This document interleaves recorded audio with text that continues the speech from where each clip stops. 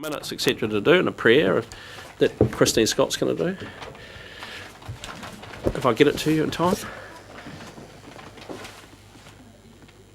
We're not going for that on There shouldn't be any controversy. Took the money for the environment flows out of contingency. The annual plan, 150 was lost.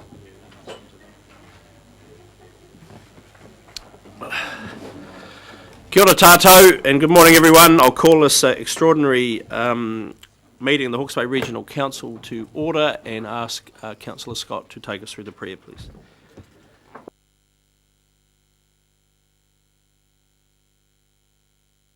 O God, our Creator, bless us as we gather today for this meeting. Guide our minds and hearts so that we will work for the good of our community and help all your people. Teach us to be generous in our outlook, courageous in the face of difficulty, and wise in our decisions. We ask this grace through Christ our Lord. Amen. Right, so there's order, please. Mr. Newman, could you sit down, please? And Mr. Graham, please, thank you. Call for apologies, there being none. Mr. Moore, he's here. Notices, Mr. Moore, you had a notice you were unavailable this afternoon from you leaving at lunchtime, correct? Yes. Thank you. Any other notices? No notices. Conflict of interest declarations? There being none, let's go to the minutes of the 29th of June, which should be, a copy should have been circulated with your board pack or agenda. Just for accuracy, please, page 2, page 3, page 4, 5, 6,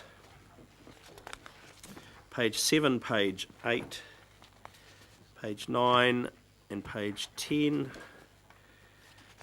11, 12, 13, 14, page 15 and page 16, getting close to the end, 17, 18, it's a long old day, 19 and page 20. Councillor Bearer. Yeah, so on page 19 under minor items raised, I raised the matter of water bottling consents, and it says there that Mr. Maxwell provided answers.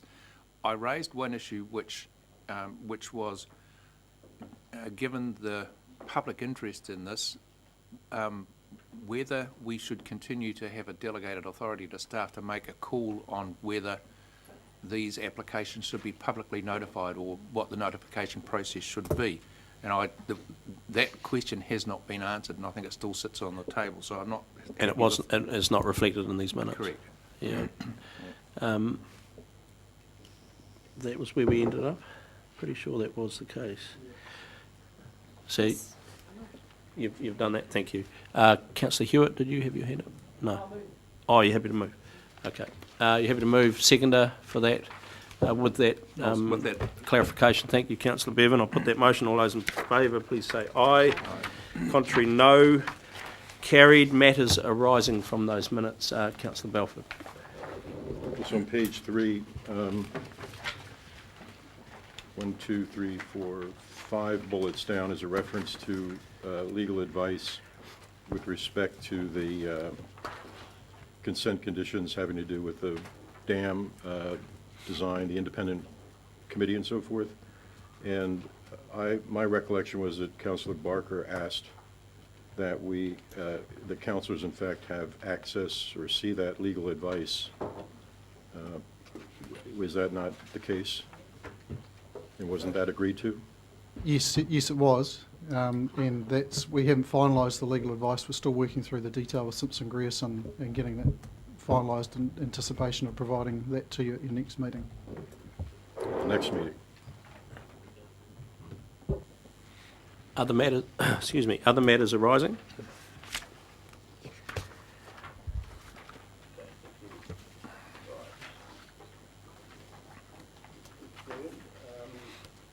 So item 7, excuse me. Item 7, which is a moving us into, now where is, what page is that? So, yeah, right. Hang on. Item 8. Item 8 and item 9. Is someone prepared to move us into public excluded? Councillor Scott. Oh, hang on. And directors and staff of HBRC Limited and Mrs. Dent and Morgan of Deloitte be permitted to remain. Yeah, so you're happy with that? Someone happy to second that? Councillor Hewitt. You wish to speak, Councillor Scott?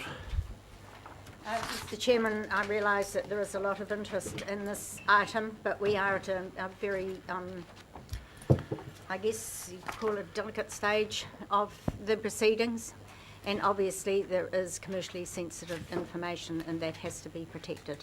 But we need to be fully informed. We cannot exercise our governance responsibly unless we are fully informed, and therefore this is necessary. Thank you. Seconder? Other speakers? Councillor Belford? I would just object to going into public excluded. I've read all the papers, and I just fail to see what exactly it is at this stage of the game that needs to be discussed outside of the public view. Thank you. Other speakers? Councillor Barker?